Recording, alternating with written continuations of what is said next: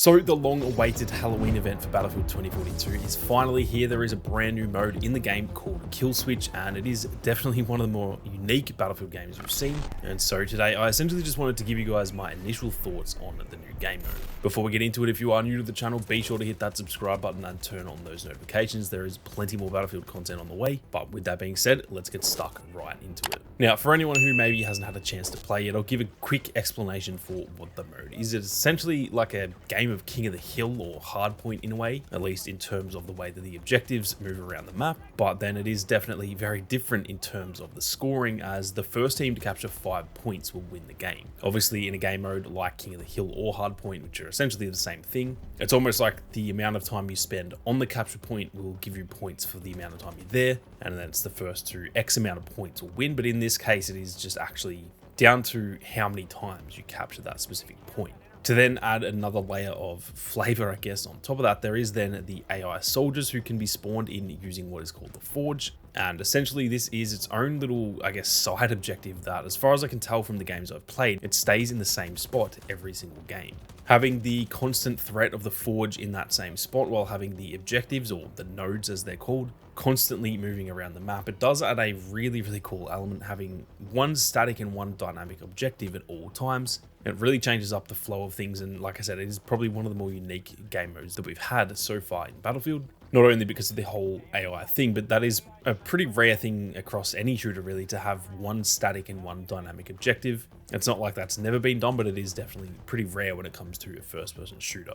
One thing that I am pretty surprised by is how strong the Geists are. The Geists are essentially the names for the AI. I honestly thought they would be pretty damn weak, but they do actually take a fair amount of ammo to put down. And when it's just you versus one, for example, they're pretty damn easy, but it does definitely add that like slight horror element when there are a heap of them running at you. Because realistically, if you don't have something like an LMG, there's going to be times when there's like 10 of them running at you and you actually cannot kill them all without needing to reload. And at that point, they can definitely get close enough and actually take you out. I've died to them a few times now. So I honestly thought they were just going to be weak as hell, but they are a little bit stronger than I thought. And it adds, like I said, that little horror element. Not so much in that they're actually scary, but it's more just like, oh my god, there's 10 of these things sprinting at me, and it kind of puts you into that like panic mode, which for me personally is a lot of fun. I love it when games can manage to do that, and they definitely have managed to do that in Kill Switch. I think overall the game mode is really fun, and I really do like how unique it is, but there are definitely a few issues with it as well. Now keep in mind, it's a limited time mode, so I'm not expecting this to be the most polished, best game mode in the game. That was never and probably will never be the expectation when it comes to a limited time mode, because they are more of like a gimmick. They're more of like a, look at this cool random thing we did, and it's there for a couple of weeks and then it goes away. So it's not that big of an issue that there are a few problems with the mode. But like I said, giving my initial review, I do have to kind of go over those negatives. The first thing that I do have a bit of an issue with is kind of the balancing, and it's not so much that it's objectively bad, it's just that it is kind of weird in my opinion. From all the games I've played so far, I feel like any team that pretty much spreads nicely between the Forge and the nodes will essentially dominate games. I think I've won maybe 5, maybe even 6 games now, 5-0, which is pretty mental. That is an absolute thrashing. That's essentially like winning a game of Conquest like 800-0. And we essentially only did that by just making sure we had the Forge at all times, meaning that we were spawning plenty of AI and just purely outnumbering the other team. And obviously that can cause a bit of a balancing issue when it's 2 teams of 12, but then my team, for example, has like freaking 20 AI soldiers out there. That is obviously not balanced at all. Like I said before, the AI themselves, they don't do all that much. They mostly just cause a bit of panic to the enemies, and therefore it's more down to the rest of your team being able to kind of clean up the mess that the AI are causing, I guess. It's not like the AI themselves are overpowered. It's more just that if you've got 20 of them running around, well, the other team are definitely going to start to sort of freak out. They're going to have to run away from them at some point.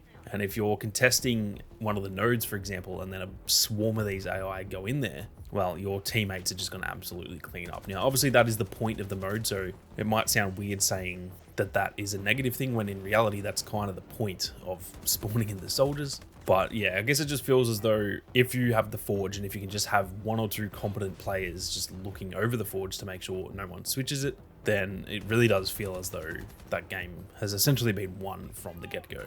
Because of that too, it did feel like there was a lot of spawn trapping going on in the games that I've played so far. once you've kind of taken control of the forge, and if your team is set up well enough on the actual nodes themselves, the objectives, it felt as though, you were just constantly killing enemies and then they end up back in their spawn, and from there you can really just trap them in there, and that is definitely a big issue. Now, for me personally, I think there is an easy fix to that, and that is just having completely dynamic spawns. The issue with Battlefield is that they always have like the deployment zones, and they never switch, so there's always one team on one side of the map and then the other team on the other side.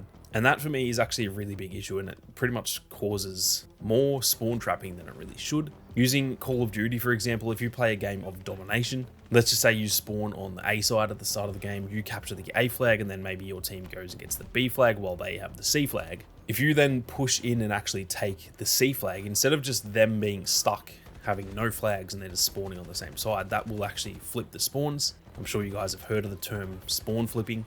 And what that will then do is the team who initially spawned on the C side, they will actually start spawning on the A side where there's no action. And then at that point, all of your team, for example, is in the C section of the map, but the other team's actually now spawning behind you because you flipped the spawns. And it really does make spawn trapping a hell of a lot harder. Now, it is still possible, and that is possible by just not capturing the C flag in that example.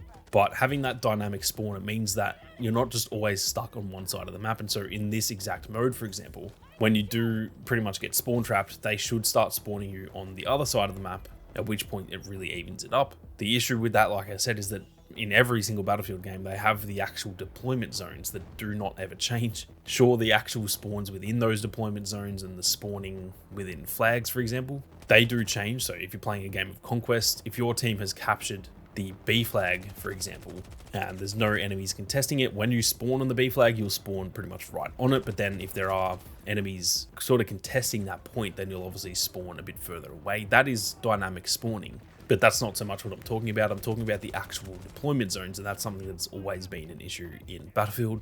I don't know why they are so stuck in their way with that, and it definitely causes a lot of game modes like this to become a real issue. It's happened with multiple of these limited time modes now, and this one is definitely no exception.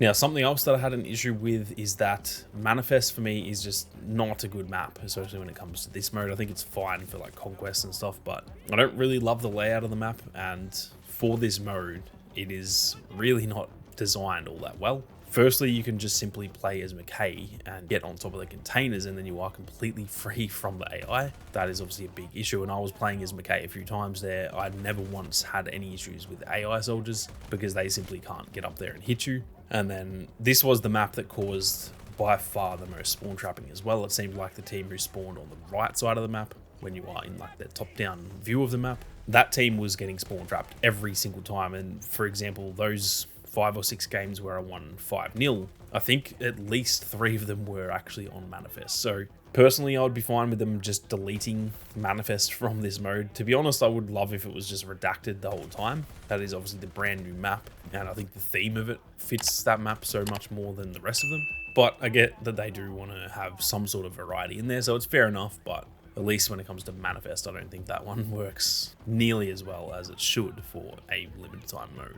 Now, although I've just listed off a bunch of, issues that I have and negative things, I do overall think the mode is actually really fun. And I've actually got the itch to sort of get back into it and keep playing it, even with the finals beta that's out at the moment. Be sure to go and check out my videos on that if you haven't seen that already. But the fact that it's 2 kind of competing shooters against each other right now, it feels very fun. It's actually been a long time since we've had that. And then Modern Warfare 3 is just around the corner as well. We've also got XDefiant on the way. Even though it's been a bit of a dry period for shooters, it does actually feel a bit exciting that there are kind of multiple games right now that are actually doing fairly well. So like I said, it is definitely not all negative. It is a limited time mode at the end of the day, so a lot of those negatives I had, they're not that big of a deal. The balancing stuff is always going to be the case with a limited time mode, so it's not that big of an issue at all. And like I said, this is a really fun mode that is also by far, at least of the ones that I can remember anyway, it is by far the most unique mode that I can remember in Battlefield, not only for the way the objectives move around and stuff, but also the fact you spawn AI into the